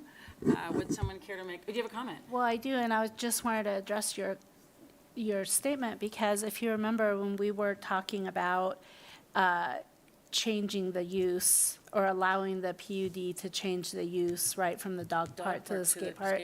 So some of the concerns were what happens behind the businesses and how, kids loiter and drugs happen from strangers from bars and whatever. So now this will be like an official public space. I'm sure, it'll be more formal, not so like Dark. shady, Dark and so shady. as long as it doesn't encroach on the park. Yeah. I think that's great. Oh, sorry. Okay. So with that, anyone care, there's a motion on the table. Would someone make a motion for the 11.5? I will. I make a motion to approve resolution number 37. I'll second. Thank you. All in favor? Aye. Aye. Aye. Aye. 11.6, Superintendent Kramer. Back to Mr. Rivera. Dude, you're on fire. Yeah. All right. So thank you. So we're asking you to consider and approve resolution number 38 to enter into an energy efficiency contract with MCOR Services Mesa Energy Systems. And as I mentioned before during the public hearing, this is a requirement of Government Code 4217.12, which authorizes school districts to contract with energy efficiency providers and without having to go through a separate bidding process. So we do have 3 projects that have been identified in this resolution: the HVAC control systems at Alder Creek Middle School, the district office and transportation campus. We are slated to start the Alder Creek project over the summer. And included in the resolution, there has to be findings that essentially the cost of this project is going to be offset essentially with savings over the years, and to ensure that the cost of the project is less than what the energy that you would have spent if you didn't perform this project. So included in the attachment or the exhibit is their energy savings estimates. I would say they're pretty conservative. I would expect that we'll see much larger energy savings, particularly at Alder Creek, because the current system, the control system that we have in place right now, we're not able to schedule things the way that we would like to. So this would allow us to do that, really dialing in on the startup times and ending times for our HVAC system. So I suspect we'll see probably larger energy savings and a quicker payback than what these numbers show. Thank you for that, Mr. Rivera. Oops, sorry. Thank you for that, Mr. Rivera. Any comments from the board? Seeing none, would anyone care to make a motion for 11.6? I'll go ahead and make a motion to approve resolution number 38. I'll second. Thank you. All in favor? Aye. Aye. Aye. Aye. And then, again, we've moved 9.1 down to 11.7. Superintendent Kramer? Mr. Rivera? Thank you. So we're asking that you consider and approve Agreement 26-2802M with MCOR Mesa Energy Systems for Johnson Controls Facility Explorer Controls Upgrade at Alder Creek Middle School. And this is associated, obviously, with the resolution that we just talked about. This is labeled as Phase 2, and just to be transparent, in order for us to be able to perform this project this summer, we needed to allow MCOR to start the planning and design phase. So we did that under a separate contract just to get them going. And then this Phase 2 is essentially for the actual installation of the control systems. So this amount is for $182,283, which will be funded through our maintenance funds. And then in addition, the planning portion is a little over $40,000. So we're talking about a total cost of $225,000 for this project. Thank you for catching that to put it down below to make it so we can actually move forward with that. And again, resolutions are all, that's perfect. Sounds good. Any other comments from the board? Thank you. Would someone care to make a motion to 11.7, which is 9.1? All right, last motion, I'd like to make a motion to approve agreement number 26. Or, no, Yes, sorry, yep, it's not a yep. resolution. No, it's agreement. You got it right. Agreement Yep. number 26. Thank you very much. Thank you for catching that, Chris. All in favor? Aye. Aye. Moving on, thank you very much for all that, Mr. Rivera. That was a lot, plus the budget. We'll have to switch that next time. Consent agenda 12.0, anything to be pulled from the consent? Superintendent Grimmer? Not from staff. Yes, I would like Okay. to pull the personnel action report for a separate vote, please. Thank you. So with that, would anyone care to make a motion to approve the consent minus 12.1? I'll make the motion to approve the consent agenda as revised. Thank you. All in favor? I- Oh, second. I Oh, s- so Chris is seconding it. I second. It's okay. Aye. Aye. Aye. Aye. Perfect. 12.1, back to you, Superintendent Kramer. 12.1 is our personal action report. Mr. Shepherd, any information we should know before the board considers?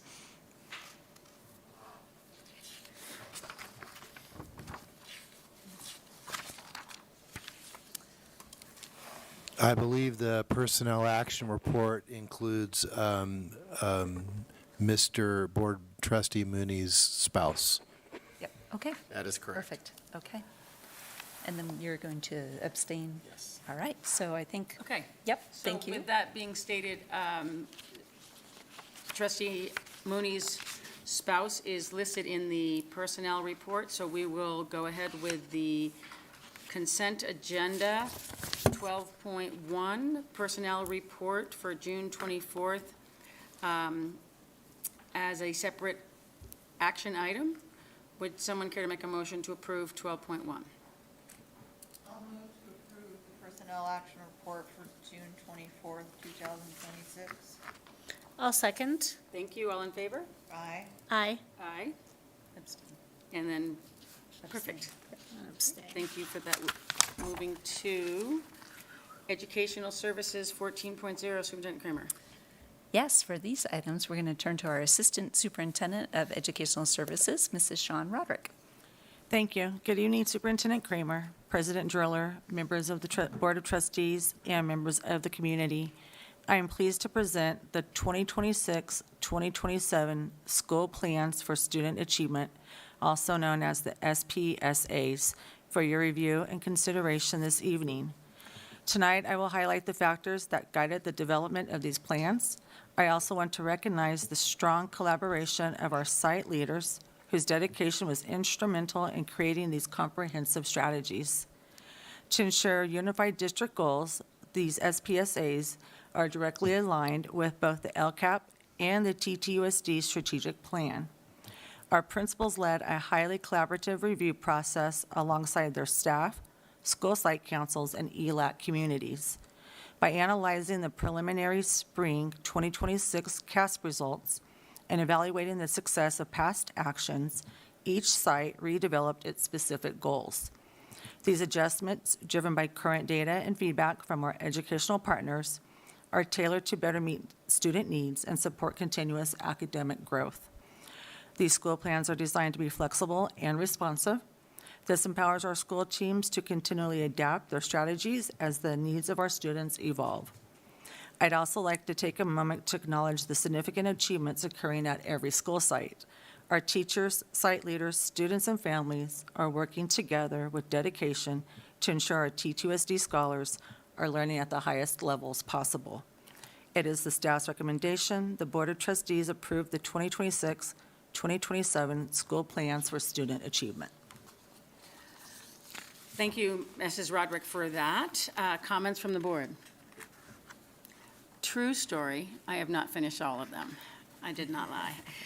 I appreciate the, and I think we said this last time, the reforming so that they're all easy to read and it's fun, and it's much easier to compare back and forth and I think we've talked about it being easier for the principals as well, but all the information that is necessary is in there and it gives us a great snapshot of where we are and what we need to work on. So I appreciate that. I will get better at reading all of them. Would anyone care to make a motion to approve? Well, actually, I just wanted to also express gratitude to the principals for putting so much time into the development of them, because as you're reading them, you can really see very evidently, that they are putting a lot of thought into what is going on their campuses, and are really taking note of like subtleties, and then also paying really close attention to the data that they are gaining information from, and in so developing pretty sophisticated interventions, multi-tiered, and also with great attention to detail. So I just wanted to express, gratitude for the amount of time that they take to work on those, and the fact that we're, just doing this in one line item now versus how we sort of have progressed in analyzing these over time doesn't diminish the degree of, respect that we have for the amount of time that they put into developing it. I think it's just a step towards efficiency. So I just want to make sure that they understand that we are paying attention, and that it is an important sort of like time-stamped document. Thank you for that, Kirsten. I do, I will finish my 2 more. It's Well, it not, takes quite, you really have to be in a very interesting headspace, and, but it is not easy reading necessarily, but it is also really important, and I find the part of them where they're just giving us sort of it's like summative, it's like the qualitative data that they are writing about. And that's the piece that is really sort of the focal point. If you really just want to gather as much as you can probably get through just reading that one section in each one of the SPSAs instead of getting like mired in the details as much. But that's the part that I found really interesting. And I think that when I visit the sites, just individually as a school board member, it's a really good thing to use to talk to the principals about what they're doing on their campus. It's like a useful, like, working model. So if anybody else has anything, unless they don't, I'll just make a motion. I have a comment. Okay. I'm just wondering if, before the next round, if there's a happy medium between the painstakingly time-consuming process that we were requiring of them years ago and what we do now. I just feel like there's no voice in between. I don't know, maybe that's just my need for connection to something with the documents. Does that make sense? So are you thinking back with Dr. Leary how we would take a half day and do a workshop and have them present? Yeah, I would not ask of them Okay. to do that again. But I'm saying, is there a happy medium? Because we went from that to read my paper. I mean, we can talk about it. Something that's exciting for us is now the SIPSAs are being approved by you before the start of the school year that they applied, whereas before we were always kind of lagging, and we approved them in November for the current year. So it only gave you 2/3 of the year, really. I mean, we were working from them. So at this time of year, as you know, most of our principals are wrapping things up and getting ready to go. So we can certainly talk about what seems meaningful. They work really hard. They work closely with Sean and her team. They work closely with their site council I and would their imagine that, English yeah. learners, and they check in on this at the mid-year. So they're collaborating a lot. But if you're missing that connection, we can try to brainstorm I mean, halfway. I think it's worth a conversation, Okay. and it's not a hill that I want to die on if my peers are content with this. But what I do like, I will say this, what I do like is, to pull up Donner, Tahoe, side by side. Lake, Truckee, and KBE, and just, I like that. I just, I think that's the only word I can really think of. I miss the connection between like, check out how badass my school is, to here's my paper. I don't know, it's just weird. Well, to and me. here, an opportunity, something that has popped in my mind listening, we have them come for the showcase. So if you want to think about this, and maybe in July, we can touch base, if you would like their showcase to pull out pieces of that, they would be excited. They love to know what you want to hear about. So just think about that, and that we can check in July of whether that feels right, that maybe when they come to us, they do highlight aspects of their SIPSA, and you can even, ahead of time, we can even ask you, is there a certain thing, you're curious about? And if not, we'll let them pick, but that's just one idea. That's amazing. That's a really good idea, because I was also feeling the same sort of disconnect. And I've felt like, Are you on? Yes, sorry. if they're working so hard on something, we do want to give the credit where credit's due around something that's really a compelling document. So I like the idea of integrating it into the, what did you call it, the showcase? Yes, and the other thing I like about that is, you guys are approving this, but it's a living document that they refer back to, and so even though they come and present at different times a year, it's it's still active. And so what we're acknowledging is they put all this investment in the plan, and then we'll get little touch points during the year, hearing from them about how it's going. So that's just off the top of my head idea, but let's keep brainstorming. Collaboration team over there. Oh, Mrs. Roderick, yeah. If I may, one of the updates and the change to the SPSAs over the last 3 years is once upon a time, it was a document that was written, presented, and it sat on the principal shelf. It's now a live document. So they're going back and they're reviewing the data live from what students are doing in the classroom to their goals and actions and reframing and looking at it throughout the entire year. So likely you will see a revision come back after the CAS scores are officially released. Are their current ideas matching where their students did land officially? What accommodations and changes do they need to make? They'll take it to their staff and ELAC and have that conversation again. So it no longer just sits in a binder in an office. It now is revisited monthly. Yeah, so it's no longer just a compliance document, it's actually like a working document. And that took a long time to change. And they do a lot, the work that they do to make it a live working document is, and credit to their staffs and themselves. Absolutely. They found the value of revisiting it and making sure that it does not just become compliance.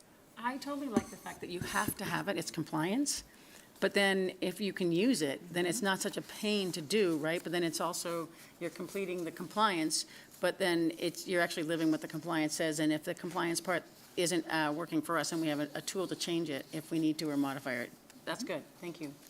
Well, aside Impressed. from all of that, I find that I find these documents extremely helpful and interesting in knowing what's going on with these schools, and I want the administrators to know, because I know they put hours into these, that they're not going ignored or unread. I'll be honest, I don't read every word. The budgetary items I leave as references if I ever am curious about that. But, and it's great that they're all formatted the same, so when I get to the next one, I know what parts I want to jump to and what I might want to skip. But I find that the needs assessments is really helpful and informative. The dashboard indicators is just kind of an interesting thing to look at. The goals, strategies, and proposed expenditures, I read that very carefully. Well, I think that's great stuff. And then skip all the budget stuff, and then jump down to the end, the recommendations and assurances. And that's, I think that's everything in a nutshell there at the end. So I appreciate the organization and the information. It helps me get a picture of everybody. Trying to get this all read between the time we get it and this meeting is a colossal task. So like I said, I do some skimming and I do some skipping, and I try to stick to me what are the important parts. But I do want to thank the administrators for taking the time to put it together. It's not going ignored, and it's appreciated. I appreciate it very much. I do think what you just said, Pat, was that there is a personal part to it. Like there is an opportunity for them to sort of in the comments, you can tell that there's a little personal, this is kind of what our goal was like or whatever, but each of them are a little bit different. But again, we're working with kids and people. So I like being able to have a format, like you're going to plug in numbers, but then there's also the analytical of this has got a pulse. Well, that's the great thing about this format is everyone is giving the same information. And what you guys are saying about there's a personal thing that we look for. So if I'm saying the wrong school, please forgive me, but something that sticks with me is a couple years ago, I think it was ACMS, they had a staff person working in a closet. So that has nothing to do with student achievement or data or finances, and that's what stuck for me. And I was like, oh my gosh, do you really need more office space? You know, so I don't know, I don't want to create more work. I just think there's potential for something different, not more, but something just tweaked just a bit to, I don't, Make yeah. you feel like it's Okay, connected. all right, thank you. Well, yeah, it's 208 pages. Oh, yeah, the binders were like this big, Pat. Yeah. Ridiculous. Ridiculous. Yeah, And they were I all think different. yeah, but it's also one of the, like the superintendent evaluation, it's one of those things for board members that kind of comes around every year and is really sort of a like watershed, or it's kind of like an important thing that we kind of have to stop and really pay attention to. But I do agree, it would be great, so from like a consultant standpoint, that would have with it attached measurable outcomes and benchmarks, timelines, and evidence to prove the actionable items have been completed. So those documents can be turned into one more page where they're actually setting it up in a column and row standpoint instead of it just being flat text, where there's like an interactive component to it where they can say, well, I'm actually focusing on these problem sets and we're using these intervention strategies for these problem sets, and these are our expected outcomes at what particular time of year we want to see them at, right? So that turns it into more of a three-dimensional document, and that helps it become a working tool for them as well. We can address that and add that to it. As you know, the SPSA is a formal document from the state of California, so we have to abide by their template. Yeah. We go through that process with our FPM review and audit, and that's been part of our change agent around the SPSA, is finding out that there is a more efficient way, a better way for principals to have that live document. So adding that final modality to it to really see the outcomes, that's doable as we're going through the rigmarole of what the state wants us to do, but what we're really doing is the ongoing continuous improvement. Yeah, so that's the definition of what researchers would call a logic model, where, you know, there's a real intention behind the work and it doesn't just live in a binder and it just gets set aside. It's actually a logic model that's guiding the work and that they can communicate to their staff the relevance of the work that they're doing. And it also is an organizational tool to enhance organizational health and wellness. So that would be like a great way to kind of turn it into something live, right? Yeah. But it has tremendous potential. That's my main point. Yeah, thank you. Thank you. Great discussion. This is an action item. Anyone care to make a motion? Oh, sorry. I'll make a motion to approve this SPSA's for 26-27 school year. Second? Thank you. All in favor? Aye. Aye. Aye. Aye. Moving to 14.2, info item. Mrs. Roderick? Thank you. This evening, I present for your consideration the approval of the 2026-2027 consolidated application. As a requirement, the Tahoe Truckee Unified School District must seek approval for the application for funding selection through the Consolidated Application and Reporting System, also known as CARS. CARS is the online platform TTUSD uses to apply for and manage our federal and state categorical program funds.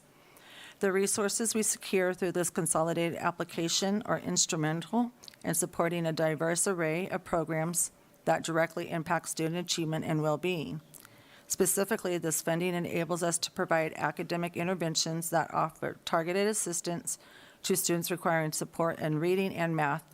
It also allows us to enhance professional development, ensuring our teachers and staff are equipped with the latest instructional strategies and best practices. These funds support disadvantaged students by offering resources and opportunities for our most vulnerable populations. It is the staff's recommendation the Board of Trustees approve the 2026-2027 consolidated application. I'm going to make a quick note that on my agenda it says info, so this is an action item. Should be an action item, Yep, yes. so I apologize, I didn't catch that earlier. So I will ask for a comments or questions on this. Would someone care to make a motion for 14.2, please? I'll make a motion to approve the 26-27 cars. I'll second. Thank you, all in favor? Aye. Aye. Aye. Aye. 14.3, Superintendent Kramer. Mrs. Roderick? Thank you. Before you tonight is a recommendation to approve a 2-year contract with Aries to manage our district student data systems for the 2026-2027 and 2027-2028 school years. This comprehensive service package provides all the necessary hardware, software, and configuration services to keep our student information system running smoothly. The agreement includes software licensings, including Microsoft SQL Server Management and a reliable cloud hosting powered by Amazon Web Services, ensuring our staff and families experience fast performance and maximum system uptime. Given the critical and sensitive nature of student data, security is paramount. The Aries system provides strong data protection through TLS encryption, DDoS detection, and off-site disaster recovery. It also ensures we never lose information by running automated backups both hourly and nightly. Beyond housing the data, Aries offers seamless integration with CalPads to ensure we meet all state reporting regulations and deadlines accurately. It is the staff's recommendation the board approve this contract with Aries for the 2026-2027 and 2027-2028 school years. Thank you for that, Mrs. Roderick. Ed Hilton, we're good with that? I'm going to my tech guy. Any comments from the board? With the nod and thumbs up from our tech head man, Ed Hilton, I am going to make a motion to approve the contract with Aries for 26, 27, 27, 28 school years. Second. Is there a second? Thank you, Pat. All in favor? Aye. Aye. 14.4, Superintendent Kramer. Mrs. Roderick? Thank you. This evening, I present to you for approval the 2026-2027 Local Control and Accountability Plan. California Education Code 52060 mandates that by July 1, 2014, and annually thereafter, school districts and county offices of education must develop a local control and accountability plan, LCAP. This plan must align with their annual budget and identify the specific actions they will take to meet the state priorities. These priorities pertain to teacher qualification, the implementation of the California Common Core state standards, parental involvement, student achievement, student engagement, school climate, student access to a broad course of study, and student outcomes in those courses. LCAP goals and actions support these 8 priorities in 7 areas identified in the TTUSD strategic plan and LCAP. The LCAP federal addendum, which supplements the LCAP, ensures that eligible local educational agencies have the opportunity to meet the LEA plan provisions of the Every Student Succeeds Act. Additionally, the local performance indicators, self-reflection, is included to demonstrate the district's progress in meeting the requirements of specific local control funding formula priorities. We request that the Tahoe Truckee Unified School District Board of Trustees authorize staff to make necessary technical corrections to obtain County Superintendent of Schools approval for the LCAP that do not change the intent or represent a substantial change to the program. It is staff's recommendation that the Board of Trustees approve the Tahoe Truckee Unified School District's 2026-2027 Local Control Accountability Plan. Thank you for all that information. Mrs. Roderick, comments from the board on this item? Seeing none, this is an action item. Is there anyone who would like to make a motion? I will move to approve the 26-27 LCAP. I'll second. Thank you. All in favor? Aye. Aye. Aye. 15.0 personnel, Superintendent Kramer. For the first one, we'll turn to our Executive Director of Human Resources, Mr. Mike Shepard. Thank you, Superintendent Kramer, President Driller, members of the board. For your consideration tonight, we have the Superintendent Kramer, Chief Learning Officer's salary schedule, which reflects the percentage raise that were given to management employees of the district, and we're seeking your approval for that. Are there any comments from the board?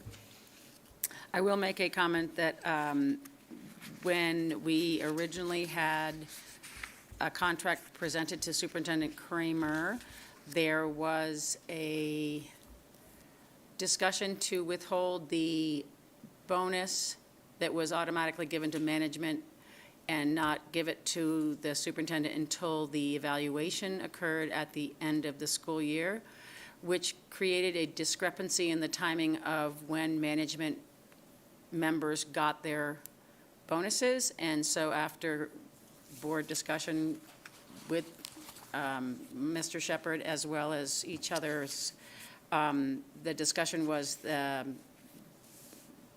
made that we would allow Superintendent Kramer's management bonus to align with the rest of management's timing, therefore not waiting until her evaluation to get her bonus. Does that make sense? Did I say that? Totally, holy moly.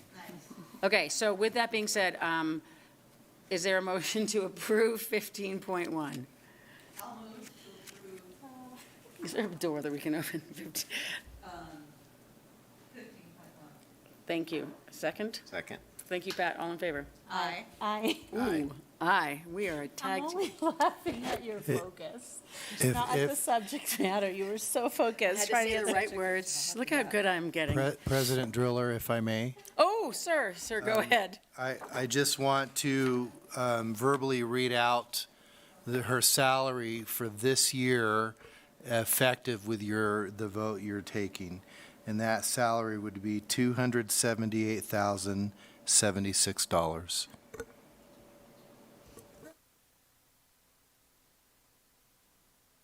At that point, this is actually 15.2? Okay, so if we would just, 15.2 is the approve the renewal of employment agreement between Tahoe Truckee Unified School District and Kirsten Kramer, Superintendent, Chief Learning Officer, from July 2026 to June 2029, which is a 3-year contract. And the I'm just going to read this, but the superintendent CLO salary placement shall be step 5 of the superintendent CLO salary schedule, which is $286,007 per year. Is there any comments or questions on that?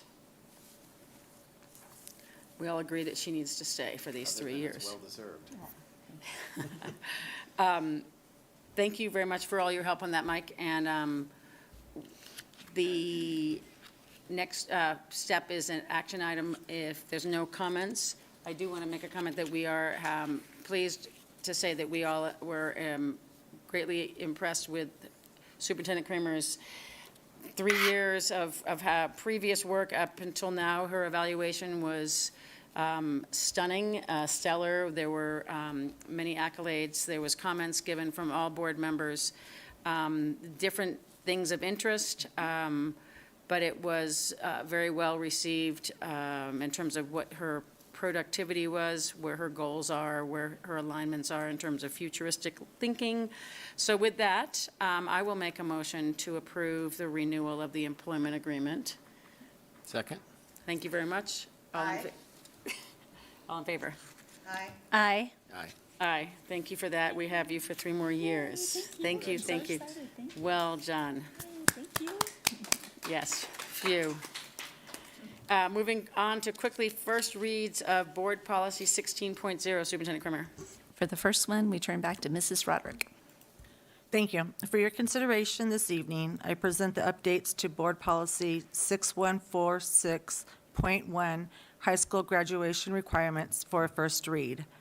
This update highlights the policy language, which clarifies that the governing board seeks to prepare all students to successfully complete the high school course of study and obtain a diploma that reflects their educational achievement and expands their opportunities for post-secondary education and employment. Updated additions to this policy align with the new educational mandates. Contingent upon funding, the policy now requires students to complete a one-semester course in ethnic studies beginning with the 2029-2030 school year. Also beginning with the 2030-31 school year, graduation will require completion of a separate standalone one-semester course in personal finance that cannot be combined with any other courses. Yeah. The updated policy stipulates that any student who completes this personal finance course may formally be exempted from the requirement to complete a one-semester economics course. Revisions have been made regarding exemptions from district-adopted graduation requirements, specifically concerning the rights and definitions of highly mobile students. The policy explicitly includes students experiencing homelessness, students who are migratory, and students participating in a newcomer program. Under the highly mobile umbrella, newly arrived immigrant students participating in a newcomer program who are in their third or fourth year of high school shall now be exempted from any graduation requirements adopted by the board that are in addition to statewide course requirements, provided the superintendent, chief learning officer, or designee does not make a finding that the student is reasonably able to complete the local requirements by the end of their fourth year. The procedural safeguards and consultation requirements for highly mobile students ensure equitable educational support. The district is now mandated to notify eligible highly mobile students within 30 days of their transfer or commencement into a newcomer program regarding the availability of graduation exemptions and whether they qualify. The revisions outline a strict reevaluation process. If it is later determined that a highly mobile student cannot meet the district-established requirements by the end of their fourth year, the superintendent or designee must offer the exemption or the option to stay in school for a fifth year. This process requires comprehensive consultation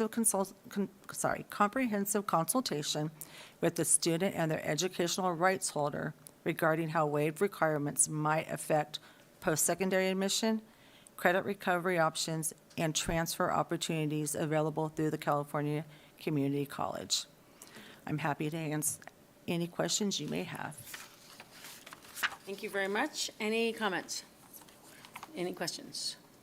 I clearly need to reread this. I'm glad it's not an action item.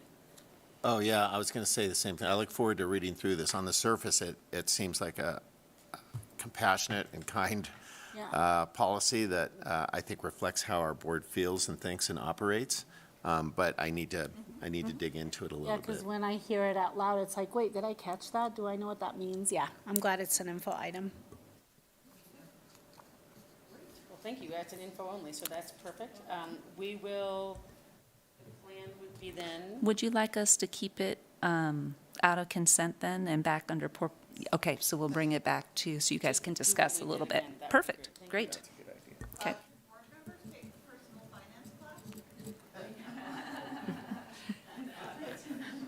Maybe just take Mr. Rivera out to lunch, because based on that presentation, he'll straighten you right out. Okay, so just, sorry. Mrs. For Kramer. clarification, this will then come back for an info action potentially next time. It will not come back on consent. If I may, if there's any particular questions that I can address before the next board meeting, please reach out and let me know, and I can answer them in board homework. In the homework, and Yeah. potentially we could get it on there. So would it be best to leave it as info action or just info? I think we can do info wait. action, and then you can always decline to take action, and we can bring it forward. But that way, in case you're ready, you can. Okay, thank you. 16.2, Superintendent Kramer. And for this item, this is a great example of something that we brought back a couple times to discuss. So, Mr. Shepherd? Thank you. Bringing back for your consideration the new policy 41, 42, 43, 19.24, maintaining appropriate adult-student interactions. We're bringing this back for further discussion at your direction. And I wanted to point out the policy that has at the top in the header that has the dates, the revision dates, that is the CSBA version. And that one is a little broader and then, so the second version was the original one we brought. This one has the suggested strikeouts on the second page of where I struck out employee-initiated hugs and allowing students to sit on employees' knees lap. So those two things would be stricken out should you approve this version of the policy. So with that, I'll answer any questions that you may have. Thank you for that, and I do appreciate the conversations that we've had with this. I do want to ask Trustee Levack just to, if your input at all, just because we didn't get you on that, like this one has come back and forth twice, and we missed you on that last one. We just want to make sure that you're comfortable with the change of language, and there were we put out two versions. So just making sure that you've had a chance to look at that and you feel comfortable. I do. Okay. Okay, thank you, because that was a concern of Danielle's last time as well, so I appreciate that. And then, are there any other comments from the board? And then we do have, at this point, there are two versions that we are looking at, and we are asking for, if at all possible, a vote on them. One or the other. One or the other. So I think when we had our last meeting, we were leaning toward, or the majority of us were leaning toward adopting the CSBA because it allowed a little bit more interpretation within grades and not so much school site, but I think it was grade and age of the student, correct? Discretion. Yeah, discretion, that's the correct word. So I'm still comfortable with making a motion to accept the CSBA one. Trustee Mooney, how do you feel about that? So I'm looking at the list of them here. Which, Number one is the CSBA version with all the dates on the top. Let's see, how would we, And then the second version was, this one? CSBA. I'm seeing, Yeah, that's it. That's the one. okay, because there were And then several. go down.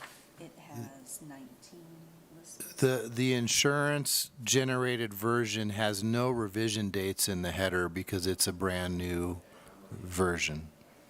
Yep, this is the one. Okay, great.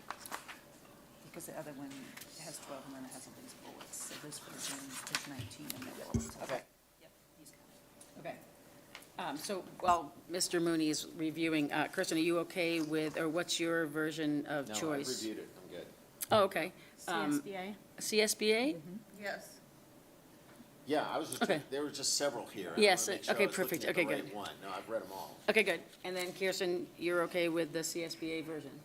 Okay, so with that being said, I am as well. So it looks like at this point, the action item would be to approve board policy 41, 42, and 43, 1924 CSBA version? So I'll make that motion that we approve that. I'll second. Thank you. All in favor? Aye. Aye. Aye. Aye. Thank you again. That was one of our more powerful board actions. I was very excited about that. Moving on to Chris Hennessy is needing water, so we are out of here. Let's go 17.0 board business. No, I don't have anything. Thank you. Just happy summer to all our students and teachers and classified staff. Good year. Same here. Perfect. forgive me if I'm repeating myself, because sometimes I can't remember what I said at the last meeting. And also stop me if this was covered in a board meeting. Yeah, but Truckee High had a mid-year or late year retirement that I don't think we caught in the retirement celebration that we had here a meeting or so ago. And Tom Moen, who was a very long time football coach and campus monitor at Truckee High School, retired recently. And I just wanted to note that for the official record. He was an extremely positive influence on the students of that school, both as a football coach and as a campus monitor. He was the kindest, most interested person that I think I saw on that campus when I was working there. He, as a football coach, he didn't know the first thing about ski racing, but he never failed to come up after a race and ask me how they did. He wanted to know who the kids were that did well, because he knew all the kids and he wanted to go congratulate them. And he also, and this is, I thought was the best part of him, he wanted to know which kids I felt needed a pat on the back and a little extra push, that may, need a little extra encouragement, because he was going to go seek those kids out as well. A wonderful, wonderful human being. I'm talking about him like he's dead, which he's not. He just retired, and I wish him the best in his retirement and a fun time. I have a feeling you'll still see him hanging around Truckee High, helping out or volunteering, whatnot. But I wish him well, and he was such a great asset to Truckee High School. It's a great loss. I want to acknowledge that we, as a board, do get letters from the public, and we totally appreciate you taking the time to write to us. We definitely respond if we can right away or with information that we can. So I just wanted to acknowledge that we did get some letters over this last 2 weeks, as well as we did get public comment tonight. So just, again, reminding public that we definitely want to hear from you. We love positives, but also appreciate your concerns and your needs for clarification, which we're happy to do. Not everyone understands what happens here, and none of us can understand the budget. So, we've been here for a while, so just know that if you don't understand it, ask. And then, as Trustee Levac said today earlier, everything, thank goodness Amber is around, that's our AI. Everything we have that you need to know about is on our website, and Amber has done a fantastic job putting everything there. So please use that resource, even if you don't have kids in school. That is the pulse of TTUSD. Today, on my little run through the Ride Out School section, where I saw the sign that says school in session, but I heard kids, so I walked in. Ran into the group from Headwaters. They've got 12 kids there this week, doing a whole bunch of great fun things. 5 to 12, they have a 5 and a 12. I was like, what is that? And then there was this big kid. The coolest thing, though, it was a North Tahoe High School graduate leading with Headwaters. She's one of the program leaders, Bailey Goodwin, who I just am ecstatic about. And then I found my new job. I am going to work for ARC. They had 21 tents set up on our property, and ran into Mel, the program director, and they were in the gym of Ride Out with backpacks. So ARC provides everything. They had shoes, they had Crocs, they had backpacks, they had backpack pads. Do you know that when you stuff your backpack and you take your raincoat and you stuff it in, you keep an arm out? So when everything's in there and all of a sudden you're like, rain, rain, rain, you grab the sleeve and you pull out your raincoat. But these kids were off an 11-day overnight. They had a bear bin. They had all their food. They had jackets from ARC. They had amazing backpacks from ARC. They had new hiking shoes from ARC. Unbelievable. So couldn't be more pleased with what we're using that school for. They're psyched to be there because they couldn't go back to Yosemite, and I could not be happier that they're on the lakeside. They have everything right there to work from. They're like, we're right here. We can go to the water. We can go to the lakes or to the mountains. But it's just a game changer. And I just referencing this gentleman that was speaking today about what math did for him. I'm always looking at what outdoor activities can do for our children, and hearing math just because we're not math scholars. But having something that turns you, these 11 kids, one kid was wagging his pack around. I'm like, dude, you were not going to be doing that in like day 4. But it was cute. They're going like, I don't know, 3 miles today. And it's just, but they're 11 days. And then, correct me if I'm wrong, they are staying 16 or 17 days the next route. It's insane. Yeah, they do 45 days altogether. Maybe I won't do all 45 days, but anyway, hats off to them. I'm going to go hang out with them again. It's Nice. really, really exciting, and they're utilizing the school collaboratively with Headwaters. Headwaters was psyched to be there. But anyway, really positive. I had my shirt on today, and I should have put it back on. But anyway, really, really psyched to see it go. Both programs were psyched. The kids were just running, and I'm working on our neighbors. Thank you. Please. 7:45, meeting adjourned.